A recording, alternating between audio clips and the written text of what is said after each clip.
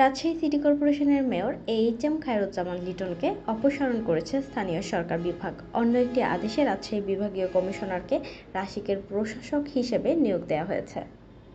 সোমবার স্থানীয় সরকার বিভাগ থেকে এ সংক্রান্ত দুটি প্রজ্ঞাপন জারি করা হয়। স্থানীয় সরকার বিভাগের আদেশে দেশের আরও 12টি সিটি কর্পোরেশনের মেয়রকে অপসারণ করা হয়েছে। তাদের অপসারণের পর সেসব সিটি কর্পোরেশনেও প্রশাসক নিয়োগ দেওয়া হয়েছে। রাজশাহী সিটি কর্পোরেশনের মেয়র এইচ.এম. খায়রুজ্জামান লিটন ছাত্র আন্দোলনের বিরোধিতা করে সেটি দমনে স্থানীয় নেতাকর্মীদের সশস্ত্র মাঠে নামান বলে অভিযোগ উঠেছে। ছাত্রদের অভিযোগ, মেয়র লিটনের নির্দেশে গত 4 ও 5 আগস্ট রাজশাহীতে প্রকাশ্যে অস্ত্র হাতে মাঠে নামেন আওয়ামী লীগের নেতাকর্মীরা। সেখানে সিটি কর্পোরেশনের অনেক কর্মকর্তা ও কর্মচারীকেও প্রকাশ্যে অস্ত্র হাতে মাঠে নামতে দেখা যায়। আর মেয়র লিটনের এমন বিতর্কিত কর্মকাণ্ডের জন্যই সরকার পতনের পর জনরোষ থেকে বাঁচতে আত্মগোপনে চলে যান তিনি।